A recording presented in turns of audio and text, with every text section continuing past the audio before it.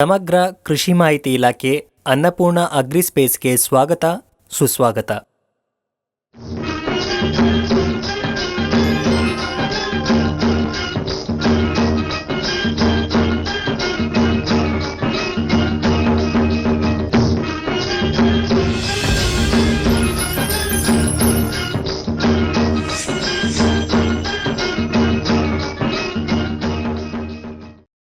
ಈ 32ನೇ ಸಂಚಿಕೆಯಲ್ಲಿ ಕೃಷಿ ವಲಯದಲ್ಲಿ ಆಪತ್ತಿನ ಗಂಟೆ ಮೊಳಗುತ್ತಿದೆ ಎಂದು ತಿಳಿಸುತ್ತೇನೆ. ಇವುಗಳಿಗೆ ಕಾರಣವೇನು?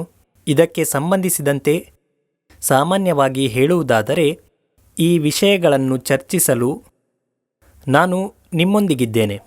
ಏಕೆಂದರೆ ಎಲ್ಲರೂ ಯೋಚಿಸುವ ಸಮಯ ಬಂದಿದೆ. ನಮ್ಮ ಕೃಷಿ ವ್ಯವಹಾರ ನಮ್ಮ ಕೈತಪ್ಪುತ್ತಿದೆ. ಭಾರತದಲ್ಲಿ 75% ಜನರು ಕೃಷಿಯನ್ನೇ ಅವಲಂಬಿಸಿದ್ದಾರೆ. ಆಗ 70% ರೈತರನ್ನು ಅಪಮೌಲ್ಯಗೊಳಿಸಲಾಗುತ್ತಿದೆ. ಅದಕ್ಕೆ ಕಾರಣವೇನು? ರೈತರಾದ ನಾವು ಈ ಬಗ್ಗೆ ಯೋಚಿಸದಿದ್ದರೆ ಸಾಕಷ್ಟು ಸಂಕಷ್ಟ ಎದುರಿಸಬೇಕಾಗುತ್ತದೆ. ಮುಂದಿನ ಪೀಳಿಗೆಗೆ ಬೇಸಾಯ ಭಯ ಹುಟ್ಟಿಸುವಂತಿದ್ದು, ಇದರಿಂದ ಹೊರಬಂದು ಮುಂದಿನ ಪೀಳಿಗೆಗೆ ಕೃಷಿ ಕ್ಷೇತ್ರವನ್ನು ಲಾಭದಾಯಕವಾಗಿಸಬೇಕು. ಅನ್ನಪೂರ್ಣ ಅಗ್ರಿಸ್ಪೇಸ್ಗೆ ಭೇಟಿ ನೀಡುವ ರೈತ ಬಂಧುಗಳಿಗೆ ನಿಮ್ಮಲ್ಲಿ ಏನೇ ಪ್ರಶ್ನೆಗಳಿದ್ದರೂ ದಯವಿಟ್ಟು ಕೆಳಗಿನ ಕಾಮೆಂಟ್ ಬಾಕ್ಸ್ನಲ್ಲಿ ಕಳುಹಿಸಿ ಎಂದು ನನ್ನ ವಿನಂತಿ. ಎಲ್ಲರೂ ಕೃಷಿಯತ್ತ ಆಕರ್ಷಿತರಾಗಬೇಕು. ವಾಸ್ತವವಾಗಿ ನಮ್ಮ ಭಾರತೀಯ ಕೃಷಿ ಕ್ಷೇತ್ರದಲ್ಲಿ ಗಂಟೆಗಳು ಏಕೆ ಮೊಳಗುತ್ತಿವೆ? ಇದಕ್ಕೆ ಕಾರಣವೇನು? ಯಾರು ಹೊಣೆ ಕಂಡುಹಿಡಿಯಲಿದೆ. ಈ ಭಾಗದಲ್ಲಿ ನಾವು ಬೆಳೆಯಲ್ಲಿ ಎದುರಿಸುತ್ತಿರುವ ಸಮಸ್ಯೆಗಳ ಬಗ್ಗೆ ಮಾತನಾಡುವುದಿಲ್ಲ. ಎಲ್ಲರೂ ಅಂದುಕೊಂಡಂತೆ ಮಾಡಬೇಕು. ಇದನ್ನು ಅರ್ಥ ಮಾಡಿಕೊಂಡು ನಾನು ಈ ವಿಷಯದ ಬಗ್ಗೆ ಮಾತನಾಡುತ್ತಿದ್ದೇನೆ. ಇತ್ತೀಚೆಗೆ ನಾನು ಪತ್ರಿಕೆಯೊಂದರಲ್ಲಿ ಓದಿದ್ದೇನೆ. ವಿಜ್ಞಾನಿಯೊಬ್ಬರು ತುಂಬ ದುಃಖಿತರಾಗಿ ನಮ್ಮ ಭೂಮಿಯ ಬಗ್ಗೆ ಬರೆದಿದ್ದಾರೆ. ಮೊದಲಿಗೆ ಈ ಆಕ್ಷೇಪಣೆಗಳಿಗೆ ಕಾರಣವೇನು ಕಂಡುಹಿಡಿಯಲಿದೆ. ಮೊದಲ ಪ್ರಮುಖ ಕಾರಣ ನೀವು, ಅಂದರೆ ರೈತ. ಎರಡನೆಯದು ದಲ್ಲಾಳಿ ವ್ಯವಸ್ಥೆ. ಮೂರನೆಯದು ಸರ್ಕಾರದ ನೀತಿಗಳು.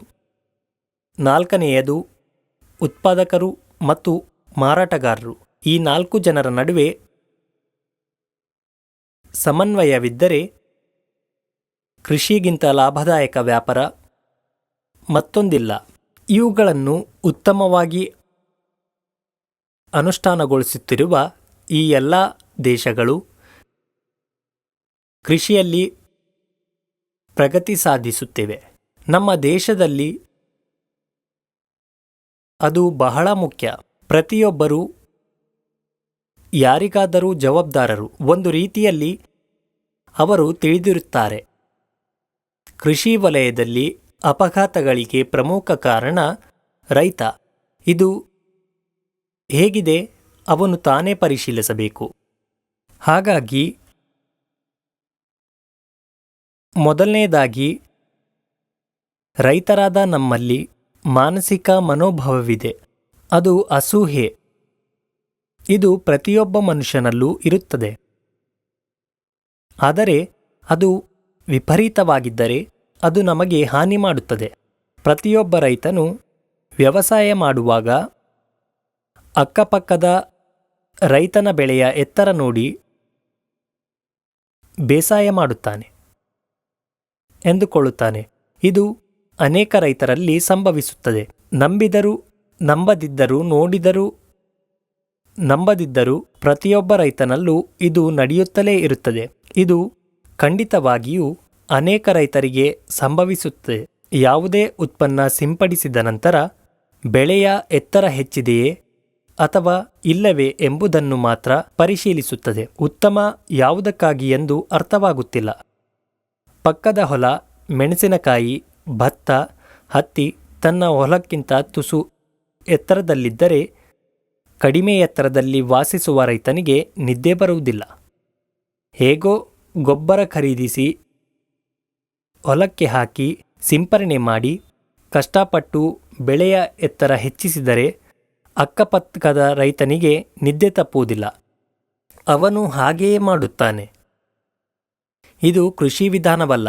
ಹಲವು ಸಂಚಿಕೆಗಳಲ್ಲಿ ಹೇಳಿದ್ದೇನೆ.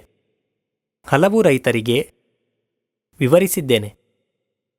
ರೈತ ಸಮಾವೇಶದಲ್ಲಿ ತಿಳಿಸಿದರೂ ಅದೇ ರೀತಿ ಅನ್ನಪೂರ್ಣ ಅಗ್ರಿಸ್ಪೇಸ್ ಮೂಲಕವೂ ಹೇಳುತ್ತಿದ್ದೇನೆ. ಈಗಲೂ ರೈತರು ಇದನ್ನು ನೋಡಿ ಸಮ್ಮೇಳನದಲ್ಲಿ ವಿವರಿಸಿದರೂ ರೈತರಲ್ಲಿ ಬದಲಾವಣೆ ಆಗಿಲ್ಲ. ಅರ್ಥಾತ್ ಸರಿಯಾದ ಕೃಷಿಯನ್ನು ಸರಿಯಾದ ವಿಧಾನದಿಂದ ಮಾಡಿದಾಗ ಸಸ್ಯವು ಬೆಳೆಯಬೇಕಾದಂತೆ ಬೆಳೆಯುತ್ತದೆ ಮತ್ತು ಅಗತ್ಯಕ್ಕಿಂತ ಹೆಚ್ಚು ಬೆಳೆಯುವುದಿಲ್ಲ. ಸರಿಯಾದ ವಿಧಾನದಲ್ಲಿ ಬೇಸಾಯ ಮಾಡಿದರೆ ಅಕ್ಕಪಕ್ಕದ ರೈತರು ಯೂರಿಯಾ ಜಾಸ್ತಿ ಹಾಕಿ ಗಿಡಗಳನ್ನು ಹೆಚ್ಚಿಸಿ ಹೆದರುತ್ತಾರೆ. ಈ ಭಯದಿಂದ ಹೊರಬರಬೇಕು. ಅರ್ಥಾತ್ ರೈತನಿಗೆ ಸಾಕಷ್ಟು ಮಾಹಿತಿಯ ಕೊರತೆ ಇದೆ. ತಪ್ಪು ಏಕೆ ಸಂಭವಿಸಿತು ಎಂದು ಕಂಡುಹಿಡಿಯಲು ನೀವು ಯೋಚಿಸುವುದಿಲ್ಲ. ಎಷ್ಟು ರೈತರನ್ನು ನೋಡಿದ್ದೇವೆ. ಇನ್ನು ಅಗತ್ಯಕ್ಕಿಂತ ಹೆಚ್ಚು ರಾಸಾಯನಿಕ ಗೊಬ್ಬರಗಳನ್ನು ಖರೀದಿಸುವುದು, ಕೀಟನಾಶಕಗಳನ್ನು ಸಿಂಪಡಿಸುವುದು ಇದೆಲ್ಲವೂ ನಡೆಯುತ್ತಲೇ ಇದೆ. ಇಸ್ರೇಲ್, ಚೀನಾ ಅಥವಾ ಯುರೋಪ್ನಂತಹ ಅಭಿವೃದ್ಧಿ ಹೊಂದಿದ ದೇಶಗಳಿಗೆ ಹೋಲಿಸಿದರೆ ನಾವು ಯಾವುದೇ ಬೆಳೆಯಲ್ಲಿ ಉತ್ಪನ್ನವನ್ನು ಉತ್ಪಾದಿಸಬೇಕಾದರೆ ನಮ್ಮ ಬಹುತೇಕ ಎಲ್ಲ ಬೆಳೆಗಳಲ್ಲಿ ಇಳುವರಿಯು ಸರಿಸುಮಾರು 30-40% ಕಡಿಮೆಯಾಗಿದೆ ಎಂದು ನಾವು ಅರ್ಥ ಮಾಡಿಕೊಳ್ಳಬೇಕು. ಇಳುವರಿಯಲ್ಲಿ 30-40% ಕಡಿತ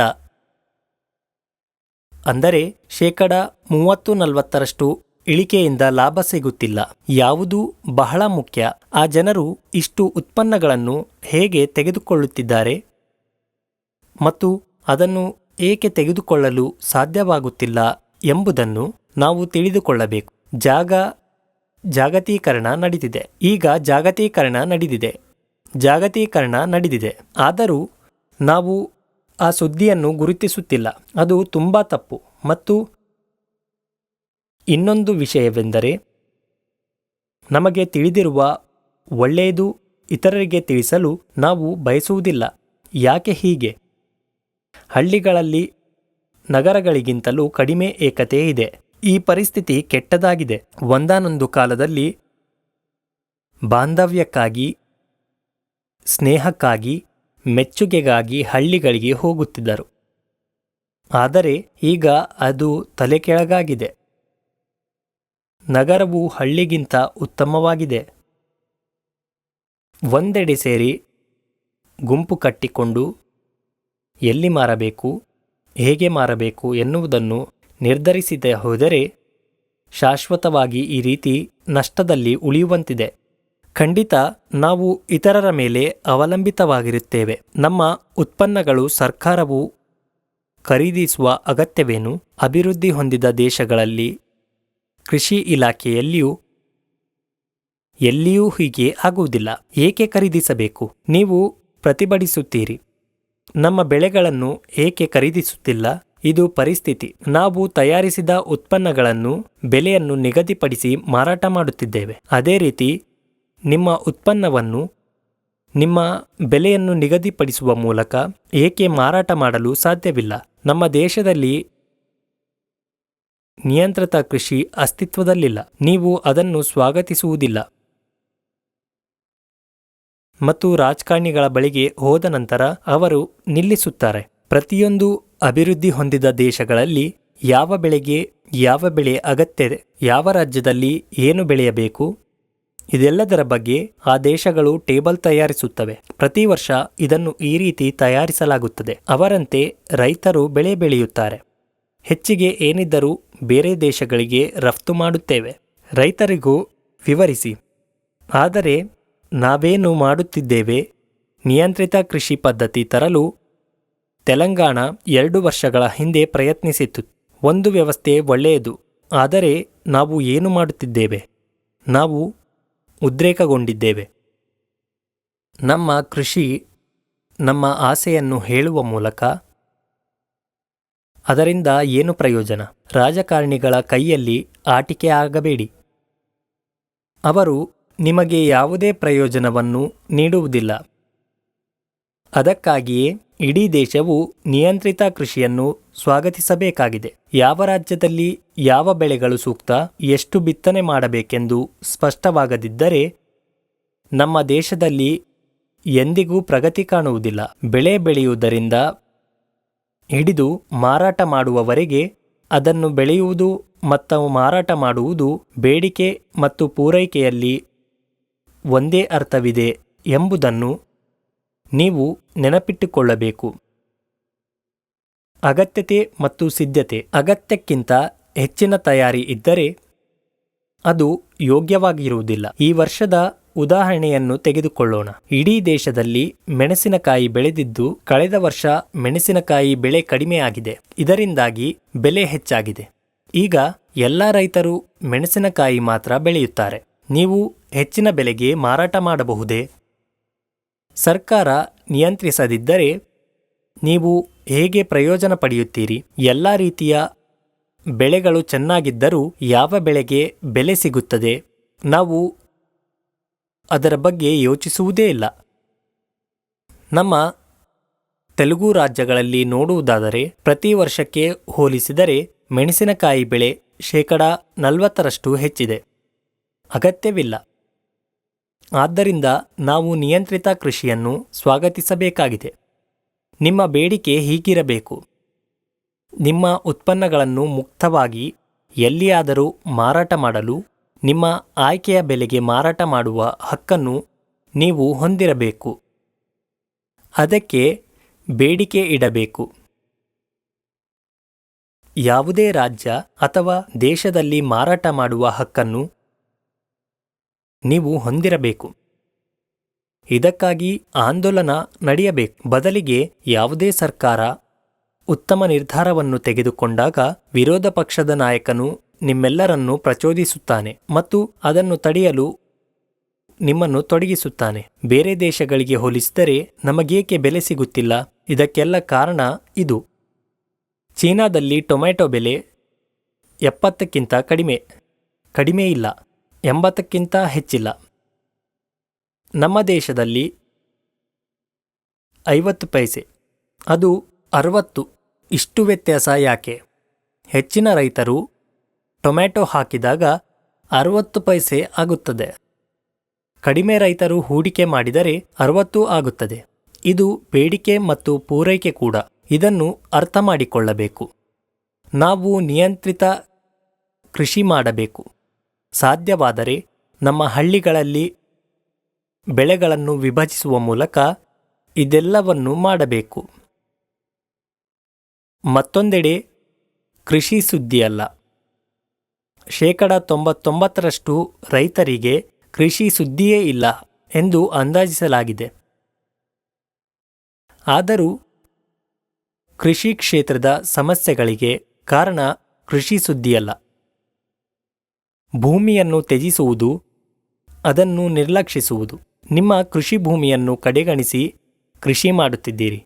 ನೀವು ಪ್ರತಿ ಬಾರಿಯೂ ಸಾಲ ನೀಡುವ ವಿತರಕರ ಬಳಿಗೆ, ಸಾಲ ನೀಡುವ ಜನರ ಬಳಿಗೆ ರಸಗೊಬ್ಬರ ಖರೀದಿಸಿ ಭೂಮಿಗೆ ನೀಡುತ್ತಿರುವುದು ತಪ್ಪು. ನಿಮ್ಮ ಭೂಮಿಯನ್ನು ಚೆನ್ನಾಗಿ ರಕ್ಷಿಸಿದರೆ ಮಾತ್ರ ನೀವು ಕೃಷಿ ಮಾಡಲು ಸಾಧ್ಯವಾಗುತ್ತದೆ. ಕೃಷಿಯ ಮೂಲ ತಳಹದಿ ಇಂಗಾಲ. ನಾನು ಹೇಳಿದ ಧರ್ಮಗ್ರಂಥವು ಜಿಲ್ಲೆಯ ಪ್ರಕಾರ ಕೋಷ್ಟಕವನ್ನು ಮಾಡುತ್ತದೆ.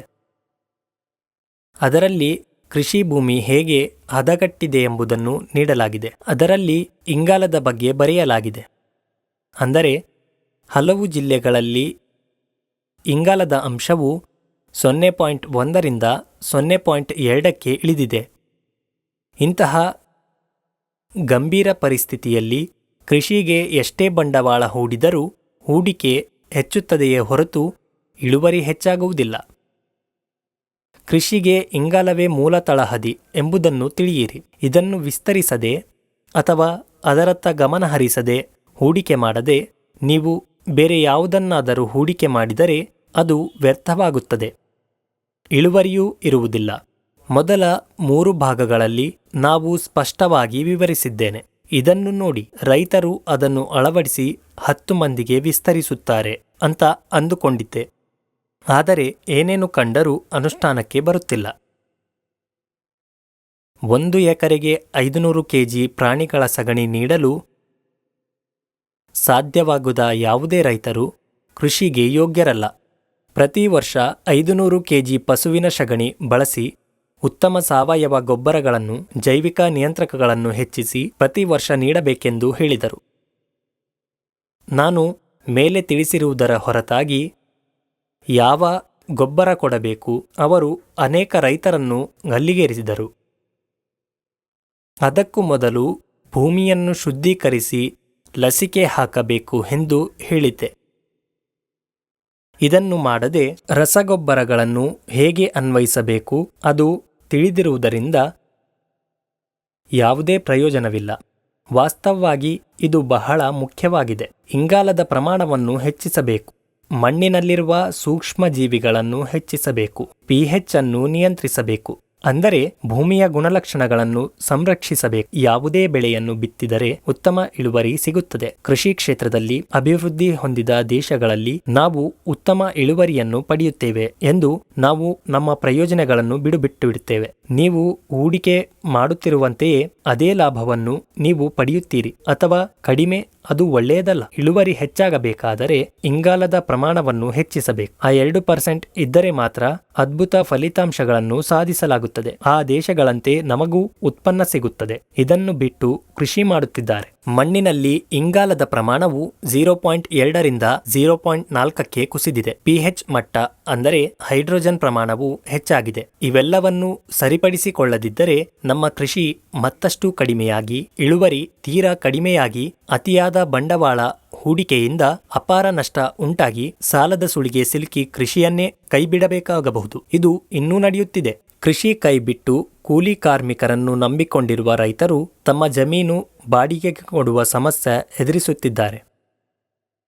ನನ್ನ ಸ್ಥಿತಿ ಹೀಗಿದ್ದರೆ ನನ್ನ ಮಕ್ಕಳನ್ನು ನಾನೇಕೆ ಕೃಷಿಗೆ ತರಬೇಕು? ಅವರು ಈ ರೀತಿ ಯೋಚಿಸುತ್ತಾರೆ. ಇದು ಸರಿಯಲ್ಲ. ಅಭಿವೃದ್ಧಿ ಹೊಂದಿದ ದೇಶದಲ್ಲಿ ನೋಡಿದರೆ ರೈತನೇ ಶ್ರೇಷ್ಠ. ಒಂದು ಕಾಲದಲ್ಲಿ ನಮ್ಮ ದೇಶವು ಹೀಗೆಯೇ ಇತ್ತು. ಹೆಚ್ಚಿನ ಜನರು ಕೆಲಸದಲ್ಲಿ ಆಸಕ್ತಿ ತೋರಿಸಲಿಲ್ಲ. ಕೃಷಿಯಲ್ಲಿ ಅಪಾರ ಅಭಿಮಾನ ಹೊಂದಿದ್ದರು. ಅಂದಿನ ಕಾಲದಲ್ಲಿಯೇ ರೈತರು ಒಳ್ಳೆಯವರು. ಆದರೆ ಈಗ ತಂತ್ರಜ್ಞಾನ ಹೆಚ್ಚಿ ಸುದ್ದಿ ಬಂದರೂ ರೈತ ನಷ್ಟದಲ್ಲಿದ್ದಾನೆ. ಇದಕ್ಕೆ ಕಾರಣ ಈ ಸುದ್ದಿ ನಮಗೆ ತಲುಪುತ್ತಿಲ್ಲ. ತಲುಪಿದರೂ ಅನುಷ್ಠಾನ ಮಾಡುತ್ತಿಲ್ಲ. ನಮ್ಮ ಇಚ್ಛೆಯಂತೆ ಬೇಸಾಯ ಮಾಡುವುದರಿಂದ ಈ ಕೃಷಿ ಕ್ಷೇತ್ರದಲ್ಲಿ ತನ್ನ ಪಾತ್ರವನ್ನು ಅರಿತುಕೊಂಡರೂ ರೈತ ಈ ಸಮಸ್ಯೆಯಿಂದ ಹೊರಬರಬಹುದು. ಮತ್ತು ಇನ್ನೊಂದು ವಿಷಯ, ನೀವು ರಸಗೊಬ್ಬರ ಅಥವಾ ಜಂತುಹುಳಗಳನ್ನು ಖರೀದಿಸಿದಾಗ ನೀವು ಅದರ ಬಗ್ಗೆಯೂ ತಿಳಿದಿರಬೇಕು. ಅದು ತುಂಬಾ ಮುಖ್ಯವಾಗಿದೆ. ಕೇವಲ ವಿತರಕರನ್ನು ಆಧರಿಸಬಾರದು. ಯಾವ ಉತ್ಪನ್ನ ಯಾರಿಗೆ ಬಳಸಬೇಕು, ಯಾವ ತಂತ್ರಜ್ಞಾನವನ್ನು ಯಾರಿಗೆ ಬಳಸಬೇಕು ಎಂಬುದರ ಕುರಿತು ತಿಳಿದುಕೊಳ್ಳಿ. ನಾವು ಸಂಪೂರ್ಣವಾಗಿ ವಿತರಕರ ಮೇಲೆ ಅವಲಂಬಿತವಾಗಿದ್ದರೆ ನಾವು ಸಮಸ್ಯೆಗಳನ್ನು ಎದುರಿಸಬೇಕಾಗುತ್ತದೆ. ಏಕೆಂದರೆ ನನಗೆ ತಿಳಿದಂತೆ ನಾನು ಮಾರುಕಟ್ಟೆಯಲ್ಲಿ ಸುತ್ತಾಡಿದಷ್ಟು ಡೀಲರ್ಗಳ ವ್ಯವಹಾರವೆಂದರೆ 40% ಜನರ ಗುಣಮಟ್ಟದ ಉತ್ಪನ್ನಗಳನ್ನು ಮಾರಾಟ ಮಾಡುತ್ತಿದ್ದಾರೆ. ಉಳಿದ 60% ಜನರು ತಮಗೆ ಹೆಚ್ಚು ಲಾಭ ನೀಡುವ ಉತ್ಪನ್ನಗಳನ್ನು ಮಾತ್ರ ಮಾರಾಟ ಮಾಡುತ್ತಿದ್ದಾರೆ. ಆದ್ದರಿಂದ ನೀವು ವಿತರಕರನ್ನು ಸಹ ಗುರುತಿಸಬೇಕು. ಗುಣಮಟ್ಟದ ಉತ್ಪನ್ನಗಳೆಂದು ಗುರುತಿಸುವುದು ಮತ್ತು ಗುಣಮಟ್ಟದ ಉತ್ಪನ್ನಗಳನ್ನು ಖರೀದಿಸುವುದು. ಇದಕ್ಕೂ ಮೊದಲು ಯಾವ ಕಂಪನಿಯ ಗ್ರಾಹಕರಿಗೆ ಒದಗಿಸುತ್ತದೆ, ಅದು ಯಾವ ಪ್ರಮುಖ ಉತ್ಪನ್ನಗಳನ್ನು ಮಾಡುತ್ತದೆ ಮತ್ತು ಯಾವ ಉತ್ಪನ್ನವನ್ನು ಬಳಸಬೇಕು ಎಂಬುದನ್ನು ನೀವು ಅರ್ಥ ಮಾಡಿಕೊಳ್ಳಬೇಕು. ನೀವು ಕೇಳುವವನು ನನಗೆ ಇದೇ ಬೇಕು. ಡೀಲರ್ಸ್ಗೆ ಕೇಳಿದರೆ ಅವರು ಏನು ಕೊಟ್ಟರೂ ನಾವು ಖರೀದಿಸಬೇಕಾಗುತ್ತದೆ. ಈ ಸುದ್ದಿಯ ಕೊರತೆಯನ್ನು ತುಂಬಬೇಕು. ಮುಖ್ಯವಾಗಿ ನಾವು ಇಂಗಾಲವನ್ನು ಉಳಿಸಬೇಕು.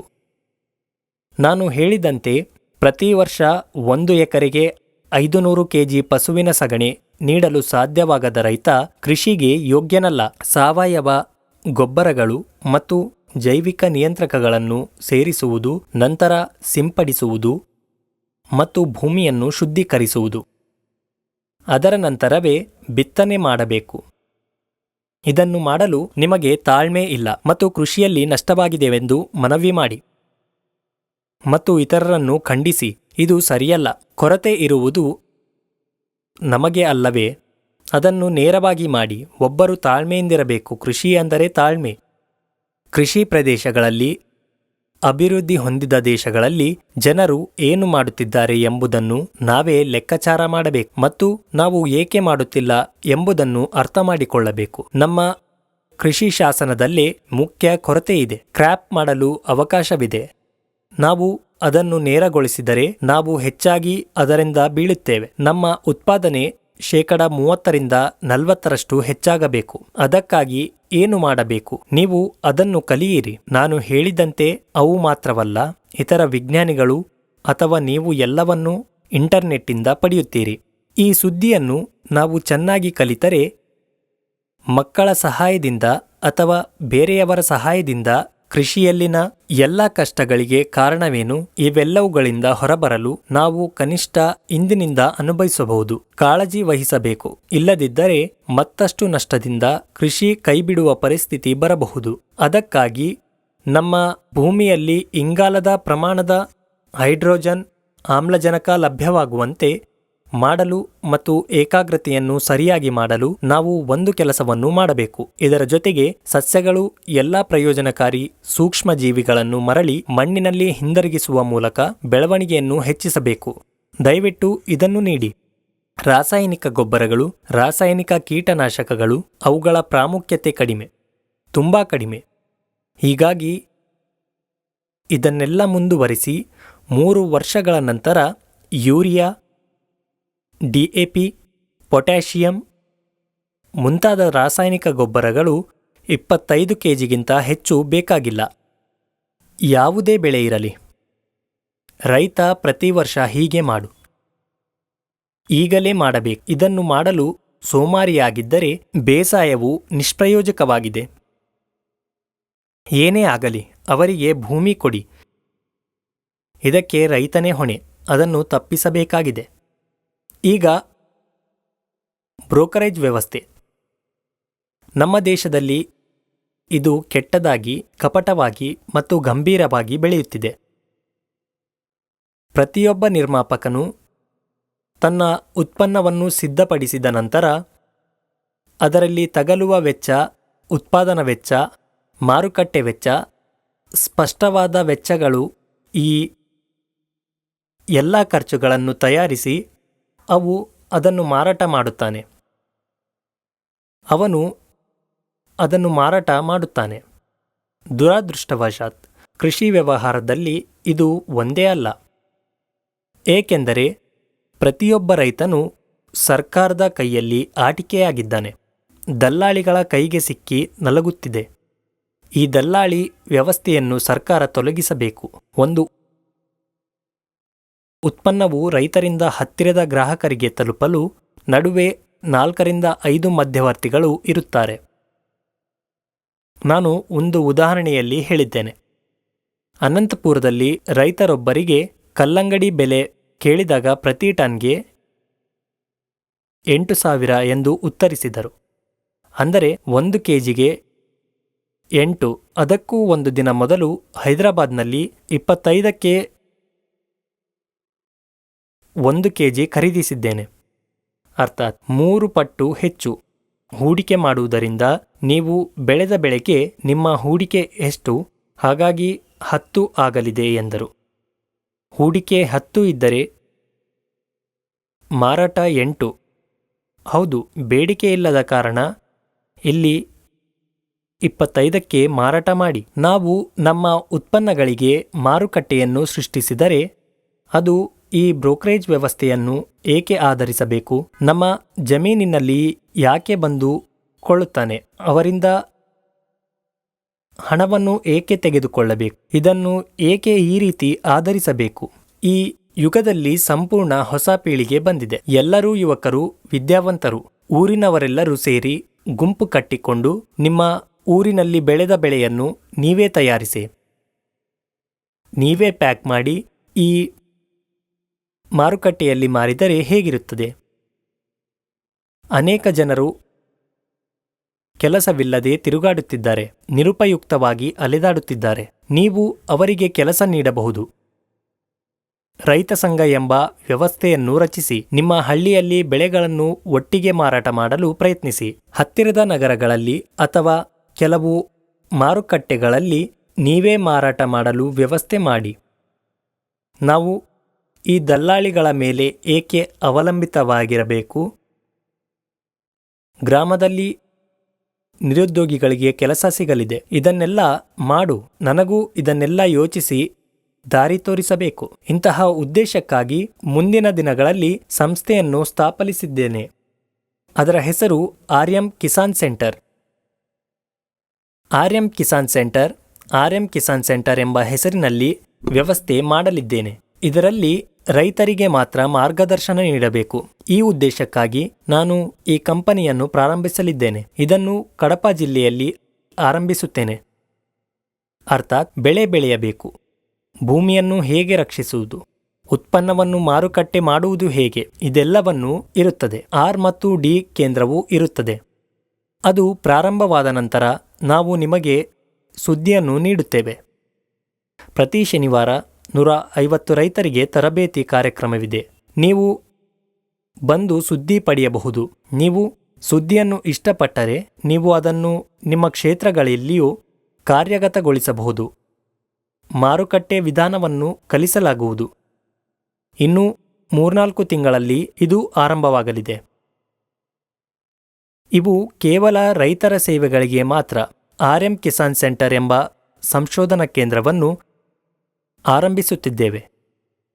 ಇದರ ನಂತರ ನಾವು ಇದನ್ನು ಇತರ ಎಲ್ಲ ಜಿಲ್ಲೆಗಳಲ್ಲಿಯೂ ಬಳಸಲು ಪ್ರಾರಂಭಿಸುತ್ತೇವೆ. ಇದು ರೈತರಿಗೆ ಮಾತ್ರ.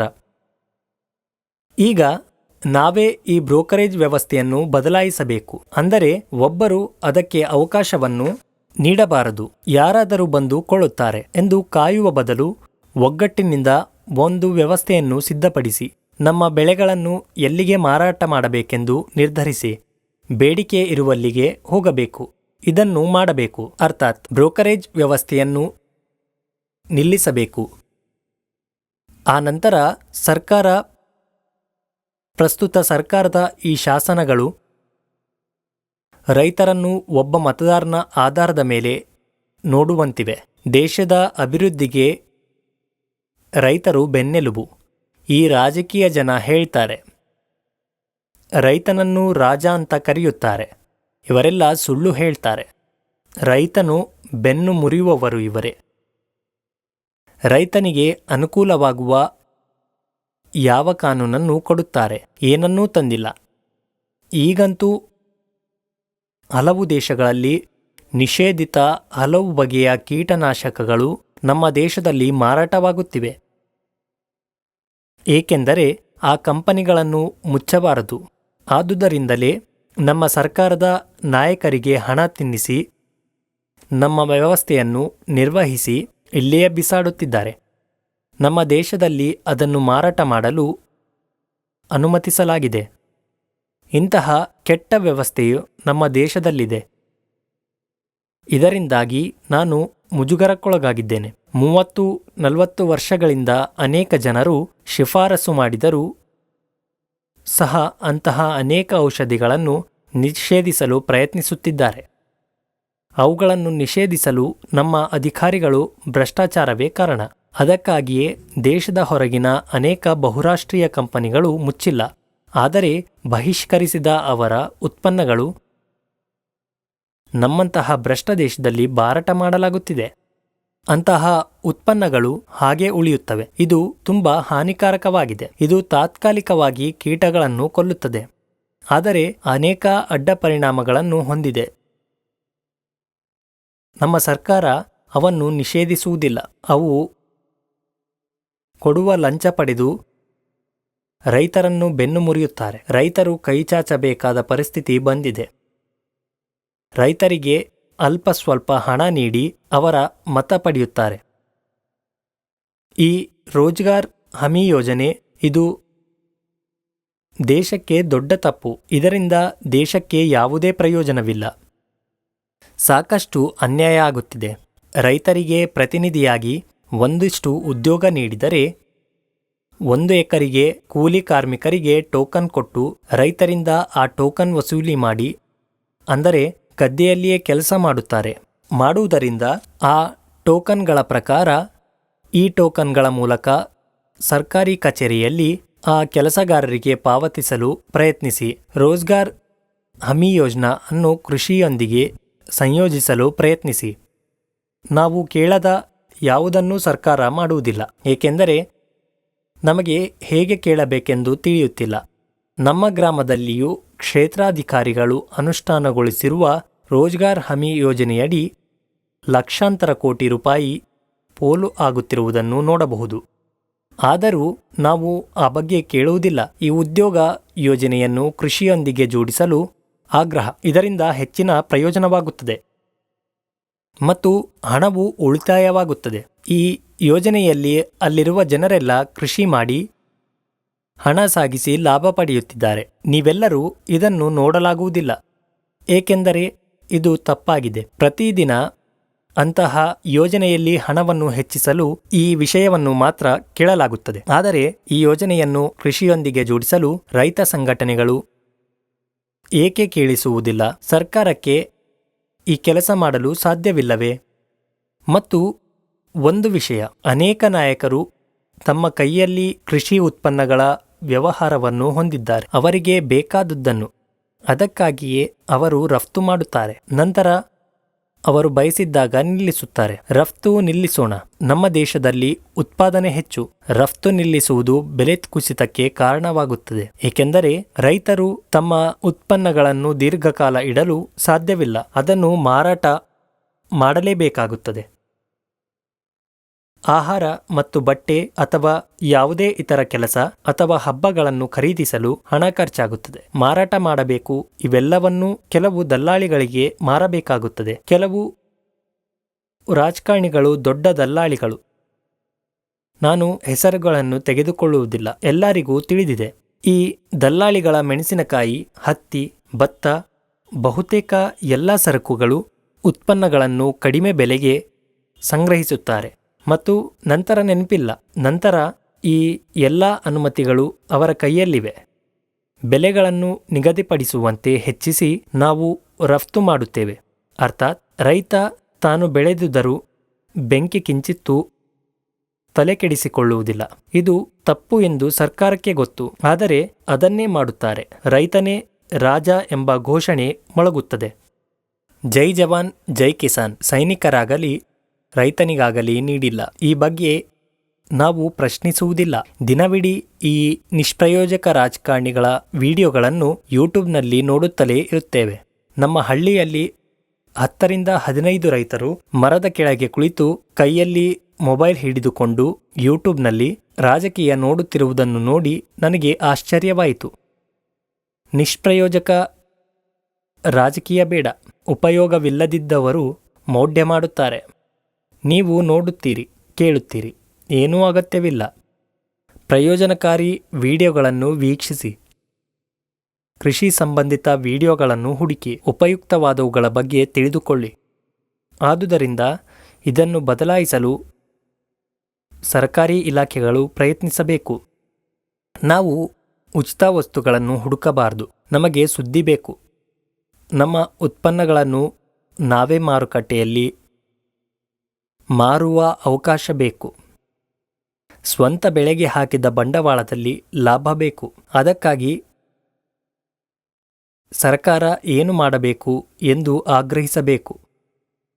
ಏಕೆಂದರೆ ನಮ್ಮ ದೇಶದಲ್ಲಿ 70-80% ರೈತರಿದ್ದಾರೆ. ಹಾಗಾಗಿ ಅವರಿಗೆ ಒಳ್ಳೆಯದಾಗದಿದ್ದರೆ ನಂತರ ಏನು ಒಳ್ಳೆಯದು ಎಂದು ಬೇಡಿಕೆ ಇಡುವ ಸ್ಥಿತಿಯಲ್ಲಿದ್ದಾರೆ. ಅದು ಅಗತ್ಯವಿಲ್ಲ. ರೈತ ಕೈ ಕೊಡುವ ಸ್ಥಿತಿಯಲ್ಲಿರಬೇಕು. ಕೇಳಬಾರದು, ನೀನು ಹೀಗೆ ಆಗಿಬಿಟ್ಟೆ.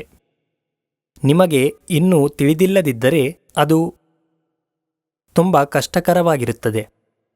ಅದಕ್ಕಾಗಿಯೇ ನಾವು ಈ ಸರ್ಕಾರಿ ಕಾನೂನುಗಳನ್ನು ಬದಲಾಯಿಸಲು ಮುಂದಾಗಬೇಕು. ನಮ್ಮ ದೇಶದಲ್ಲಿ ಸರಿಯಾದ ಬದಲಾವಣೆ ತರಬೇಕು. ಮಾರುಕಟ್ಟೆ ವ್ಯವಸ್ಥೆ ರೈತನಿಗೆ ಅನುಕೂಲವಾಗಬೇಕು. ಆಗ ಮಾತ್ರ ಕೃಷಿ ವ್ಯವಸ್ಥೆ ಅಭಿವೃದ್ಧಿಯತ್ತ ಸಾಗುತ್ತದೆ.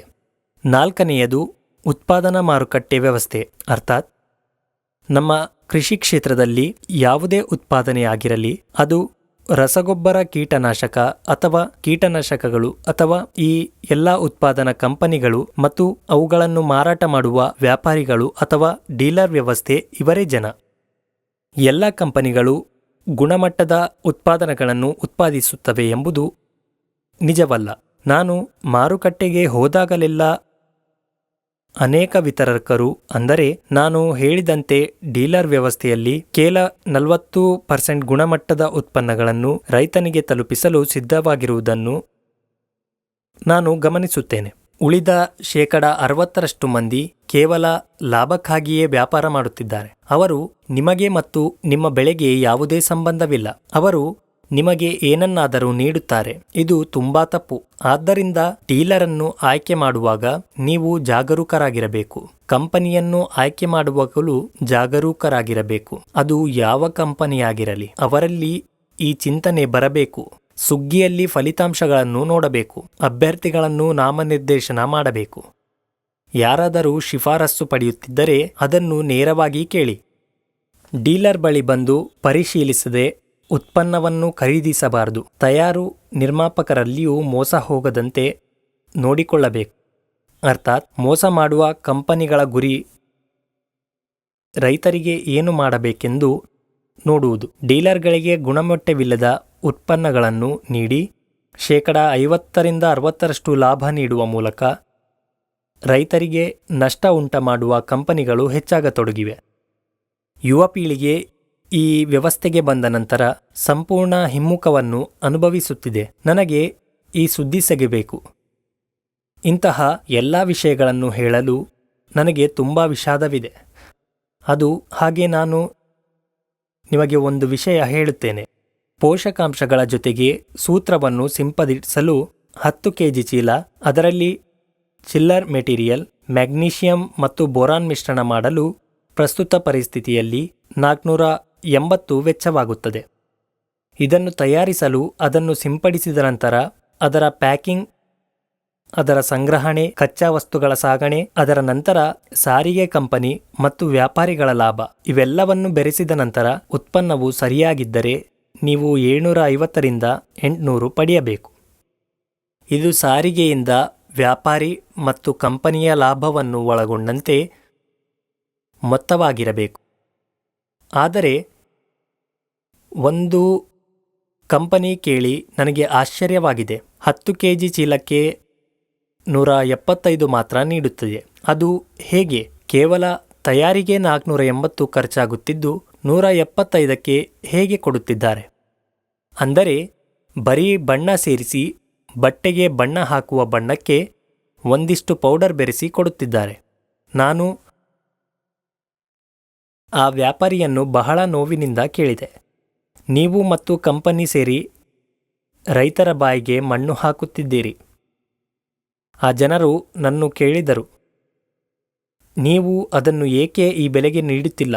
ನಾನು ಅವನಿಗೆ ಹೇಳಿದೆ, ಇದರ ತಯಾರಿಯಲ್ಲಿ ತುಂಬಾ ನಡೆಯುತ್ತಿದೆ. ನೀವು ಅದನ್ನು 175ಕ್ಕೆ ಪಡೆಯುತ್ತಿದ್ದೀರಿ. ನೀವು ಅದನ್ನು 800ಗೆ ಮಾರಾಟ ಮಾಡುತ್ತಿದ್ದೀರಾ? ಅರ್ಥಾತ್ ನೀವು ಒಂದು ಚೀಲದಿಂದ ಸರಿಸುಮಾರು 600 ರೂಪಾಯಿ ಪಡೆಯುತ್ತೀರಿ. 600ಕ್ಕೆ ರೈತನ ಬಾಯಿಗೆ ಮಣ್ಣು ಹಾಕುತ್ತಿದ್ದೀರಿ. ಕಂಪನಿಗೆ ಲೆಕ್ಕವಿಲ್ಲ. ಯಾವುದಕ್ಕೂ ಬಣ್ಣ ಸೇರಿಸಿ ಮಾರಾಟ ಮಾಡಿ ಲಾಭ ಪಡೆಯಿರಿ. ಆದರೆ ರೈತನಿಗೆ ಏನು ಕೊಡುತ್ತಿದ್ದಾನೆ?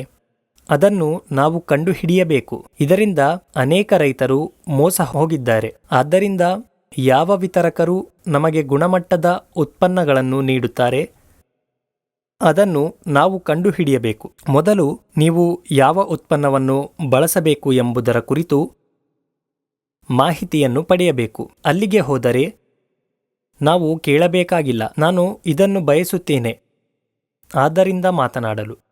ಇದು ಯಾವುದೇ ಕಂಪನಿಯ ಉತ್ಪನ್ನವಾಗಿರಬಹುದು. ಅದು ಹೇಗೆ ಕೆಲಸ ಮಾಡುತ್ತದೆ ಎಂದು ತಿಳಿದ ನಂತರ ಅದನ್ನು ಖರೀದಿಸಿದೆ. ಆದರೆ ರೈತರಿಗೆ ಈ ಮಾಹಿತಿ ಇಲ್ಲ. ವಿತರಕರ ಬಳಿ ಎಲ್ಲ ಬಾಕಿ ಇದೆ. ಅಲ್ಲಿಗೆ ಹೋದ ನಂತರ ನಮ್ಮ ಸಮಸ್ಯೆಗಳನ್ನು ಕೇಳುತ್ತಾರೆಯೇ ಹೊರತು ಏನು ಬೇಕು ಎಂದು ಕೇಳುವುದಿಲ್ಲ. ಇನ್ನು ಮುಂದೆ ಮೊದಲು ಸಂಪೂರ್ಣ ಮಾಹಿತಿ ಪಡೆಯಿರಿ. ಯಾವುದೇ ಉತ್ಪನ್ನವನ್ನು ಖರೀದಿಸುವ ಮೊದಲು ಅದನ್ನು ಎಲ್ಲಿಯಾದರೂ ಡೆಮೋ ಮಾಡಲಾಗಿದೆಯೇ ಅಥವಾ ಯಾವುದೇ ರೈತರು ಬಳಸಿದ್ದಾರೆಯೇ ಮತ್ತು ಅದು ಉತ್ತಮ ಉತ್ಪನ್ನವೇ ಎಂದು ಕಂಡುಹಿಡಿಯಬೇಕು. ಆಗ ನಿಮ್ಮ ವ್ಯವಸ್ಥೆ, ಉತ್ಪಾದನಾ ವ್ಯವಸ್ಥೆ ಮತ್ತು ಡೀಲರ್ ವ್ಯವಸ್ಥೆಯಲ್ಲಿನ ನ್ಯೂನತೆಗಳು ಕಡಿಮೆಯಾಗುತ್ತವೆ. ಗುಣಮಟ್ಟದ ಉತ್ಪಾದನೆಯನ್ನು ಒದಗಿಸುವ ಹೆಚ್ಚಿನ ಕಂಪನಿಗಳು ಇರುತ್ತವೆ. ಆ ಉತ್ಪನ್ನಗಳನ್ನು ಮಾರಾಟ ಮಾಡುವ ಡೀಲರ್ಗಳು ಇರುತ್ತಾರೆ. ನೀವೆಲ್ಲರೂ ಕಂಪನಿಗಳು ತಪ್ಪು ಉತ್ಪನ್ನಗಳನ್ನು ತಯಾರಿಸುವುದನ್ನು ನಿಲ್ಲಿಸಿ. ವಿತರಕರ ತಪ್ಪು ಉತ್ಪನ್ನಗಳು ನೀಡುವುದನ್ನು ನಿಲ್ಲಿಸಿ. ಅವರು ತಪ್ಪಿಲ್ಲ, ಅವರಿಗೆ ಅವಕಾಶ ನೀಡಬಾರದು. ಇದು ನಿಮ್ಮ ನಷ್ಟ. ಇದು ಬಹಳಷ್ಟು ಆಗುತ್ತಿದೆ. ಹೂಡಿಕೆ ಮಾಡಿದರೂ ಲಾಭವಿಲ್ಲ, ಬೆಳೆ ನಷ್ಟವಾಗಿದೆ. ಆದ್ದರಿಂದ ಸಂಪೂರ್ಣವಾಗಿ ತಿಳಿದುಕೊಂಡು ಒಂದು ವಿಧಾನದೊಂದಿಗೆ ಕೆಲಸ ಮಾಡುವುದರಿಂದ ಈ ಅಪಘಾತಗಳು ತಡೆಯಬಹುದು. ಇದು ಸರಿಯಾದ ಸಮಯ. ಇನ್ನು ವಿಳಂಬವಾದರೆ ಪ್ರತಿಯೊಬ್ಬ ರೈತ ಸಹೋದರರಿಗೂ ನಷ್ಟವಾಗುತ್ತದೆ. ಕೃಷಿ ವ್ಯವಸ್ಥೆಯ ಬಗ್ಗೆ ಸಂಪೂರ್ಣ ಮೌನ ವಹಿಸುವ ಪರಿಸ್ಥಿತಿ ಮತ್ತು ಕೃಷಿಯನ್ನು ಕೈಬಿಡುವ ಪರಿಸ್ಥಿತಿ ಬರಬಹುದು. ಅದಕ್ಕಾಗಿಯೇ ಈ ಅಪಘಾತಗಳ ಬಗ್ಗೆ ಮಾಹಿತಿ ನೀಡುವ ಈ 4 ವ್ಯವಸ್ಥೆಗಳನ್ನು ಸರಿಪಡಿಸಬೇಕಾಗಿದೆ. ರೈತರು ತಮ್ಮನ್ನು ತಾವು ಸರಿಪಡಿಸಿಕೊಳ್ಳಬೇಕು. ಬ್ರೋಕರೇಜ್ ವ್ಯವಸ್ಥೆಯನ್ನು ಅವಲಂಬಿಸುವ ಬದಲು ನಿಮ್ಮ ಉತ್ಪನ್ನಗಳನ್ನು ನೀವೇ ಮಾರಾಟ ಮಾಡಬೇಕು. ಸರ್ಕಾರದ ಕಾನೂನುಗಳು ನಮ್ಮ ಅಗತ್ಯಕ್ಕೆ ತಕ್ಕಂತೆ ಬದಲಾಗಬೇಕು. ಉತ್ಪನ್ನಗಳು ಮಾರುಕಟ್ಟೆ ವ್ಯವಸ್ಥೆ, ಅಂದರೆ ರಸಗೊಬ್ಬರಗಳನ್ನು ತಯಾರಿಸುವ ಉತ್ಪಾದಕರು, ಬೀಜ ನಿಯಂತ್ರಣ, ಅವುಗಳನ್ನು ನೋಡಿಕೊಳ್ಳುವ ವಿತರಣಾ ವ್ಯವಸ್ಥೆಯೊಂದಿಗೆ ನಾವು ಜಾಗರೂಕರಾಗಿರಬೇಕು. ಇಲ್ಲದಿದ್ದರೆ ತೊಂದರೆಗಳು ಉಂಟಾಗಬಹುದು. ಇದೆಲ್ಲವನ್ನು ಸರಳವಾಗಿ ಹೇಳಿದ್ದೇನೆ. ನಿಮ್ಮ ಯೋಗಕ್ಷೇಮಕ್ಕಾಗಿ ನಾನು ಈ ಸಂಚಿಕೆಯನ್ನು ಮಾಡಿದ್ದೇನೆ. ಏಕೆಂದರೆ ನಾನು ಮೊದಲು 1 ತಿಂಗಳ ಮಾರುಕಟ್ಟೆಯಲ್ಲಿಯೇ ಇದ್ದೇನೆ. ಹಲವು ವಿತರಕರ ಜೊತೆ ಮಾತುಕತೆ ನಡೆಸಿದ್ದೇವೆ. ನಾವು ರೈತರೊಂದಿಗೆ ಕುಳಿತಿದ್ದೇನೆ. ಆದರೆ ನಮಗೆ ತುಂಬ ದುಃಖವಾಗಿದೆ. ರೈತರಿಗೆ ಕಡಿಮೆ ಮಾಹಿತಿ ಇದೆ. ಆದ್ದರಿಂದ ಈ ವಿಡಿಯೋದೊಂದಿಗೆ ವಿತರಕರ ಸ್ನೇಹಿತರಲ್ಲಿ ವಿನಂತಿ, ದಯೆಯೆಂದಿರಿ. ನೀವು ಅಲ್ಲಿರಲು ಸಾಧ್ಯವಾದರೆ ನಾವು ಕೂಡ ಇರಬಹುದು. ಅರ್ಥಾತ್ ನಾನು ತಯಾರಕನಾಗಬಹುದು ಅಥವಾ ಮಾರ್ಕೆಟಿಂಗ್ ಮಾಡುವ ವಿತರಕರೂ ಆಗಬಹುದು. ನಾವೆಲ್ಲರೂ ರೈತರಿಂದ ಮಾತ್ರ ಹಣ ತೆಗೆದುಕೊಳ್ಳುತ್ತೇವೆ. ಉತ್ಪಾದಕರು ಅದನ್ನು ರೈತರಿಗೆ ಮಾರಾಟ ಮಾಡುತ್ತಾರೆ ಮತ್ತು ಅದರಿಂದ ಬರುವ ಲಾಭವನ್ನು ತೆಗೆದುಕೊಳ್ಳುತ್ತಾರೆ. ಹೀಗಾಗಿ ರೈತರ ಹಿತದ ಬಗ್ಗೆ ಚಿಂತನೆ ನಡೆಸಬೇಕಿದೆ. ರೈತ ಉತ್ತಮ ಬೆಳೆ ಬೆಳೆಯಲು ಬಯಸಿದರೆ, ಅದು ಆಗಬೇಕಾದರೆ ಅವನು ಗುಣಮಟ್ಟದ ಉತ್ಪನ್ನಗಳನ್ನು ಒದಗಿಸಬೇಕು. ಕೇವಲ ಲಾಭದ ಬಗ್ಗೆ ಯೋಚಿಸಿ ರೈತನು ಬೆನ್ನು ಮುರಿಯಬಾರದು. ಈ ಸುದ್ದಿಯನ್ನು ಎಲ್ಲ ವಿತರಕರು, ರೈತರು, ಕಂಪನಿಗಳು ಅಥವಾ ಉತ್ಪನ್ನಗಳಿಗೆ ತಲುಪಿಸಲು ನಾನು ಭಾವಿಸುತ್ತೇನೆ. ಆದಷ್ಟು ಶೇರ್ ಮಾಡಿ. ಎಲ್ಲವನ್ನೂ ಅರ್ಥ ಮಾಡಿಕೊಂಡ ನಂತರ ಕೃಷಿ ವ್ಯವಸ್ಥೆಯು ಯಾವ ದಿಕ್ಕಿನಲ್ಲಿ ಉತ್ತಮವಾಗಿರುತ್ತದೆ ಎಂಬುದನ್ನು ಕಂಡುಹಿಡಿಯಿರಿ. ಧನ್ಯವಾದ. ಅನ್ನಪೂರ್ಣ ಅಗ್ರಿಸ್ಪೇಸ್ಗೆ ಭೇಟಿ ನೀಡುವ ರೈತ ಬಂಧುಗಳಿಗೆ ನಿಮ್ಮಲ್ಲಿ ಏನೇ ಪ್ರಶ್ನೆಗಳಿದ್ದರೂ ದಯವಿಟ್ಟು ಕೆಳಗಿನ ಕಾಮೆಂಟ್ ಬಾಕ್ಸ್ನಲ್ಲಿ ಕಳುಹಿಸಿ ಎಂದು ನನ್ನ ವಿನಂತಿ. ನಾನಿನ್ನು ಫೋನಿನಲ್ಲಿ ಬ್ಯುಸಿಯಾಗಿದ್ದರಿಂದ ಕ್ಯಾನ್ಸಲ್ ಮಾಡುವುದು ಸ್ವಲ್ಪ ಕಷ್ಟ, ಆದರೆ ಖಂಡಿತ ಪ್ರಯತ್ನಿಸುತ್ತೇನೆ. ಆದರೆ ಸಾಮಾನ್ಯ ಪೆಟ್ಟಿಗೆಯಲ್ಲಿ ನಾನು ಏನು ಬರುತ್ತದೋ ಅದನ್ನು ವಿವರಿಸುತ್ತೇನೆ. ನನಗೆ ಅವಕಾಶ ಸಿಕ್ಕಾಗಲೆಲ್ಲ ನಿಮ್ಮ ಅನುಮಾನಗಳನ್ನು ನಿವಾರಿಸುತ್ತೇನೆ. ಅದು ನನಗೆ ಸುಲಭವಾಗುತ್ತದೆ. ನಿಮಗೆ ಯಾವುದೇ ಸಂದೇಹವಿದ್ದರೆ ನಿಮ್ಮ ಪ್ರಶ್ನೆಗಳನ್ನು ಸಾಮಾನ್ಯ ಪೆಟ್ಟಿಗೆಯಲ್ಲಿ ಕಳುಹಿಸಿ, ನಾನು ಉತ್ತರಿಸುತ್ತೇನೆ. ಇಷ್ಟೇ ಅಲ್ಲ, ನಾನು ನಿಮಗೆ ನೀಡುತ್ತಿರುವ ಯಾವುದೇ ಮಾಹಿತಿಯನ್ನು ನಿಮ್ಮೊಂದಿಗೆ ಹಂಚಿಕೊಳ್ಳುತ್ತಿದ್ದೇನೆ. ಅದನ್ನು ನಿಮಗೆ ಮತ್ತು 10 ಜನರಿಗೆ ಕಳುಹಿಸಿ. ಇನ್ನೂ 10 ಮಂದಿಗೆ ಸರಿಯಾದ ಮಾಹಿತಿ ನೀಡುವ ಮೂಲಕ ಕೃಷಿಯಲ್ಲಿ ಕ್ರಾಂತಿಕಾರಕ ಬದಲಾವಣೆ ತರಲು ಸಾಧ್ಯವಾಗುತ್ತದೆ. ಧನ್ಯವಾದ.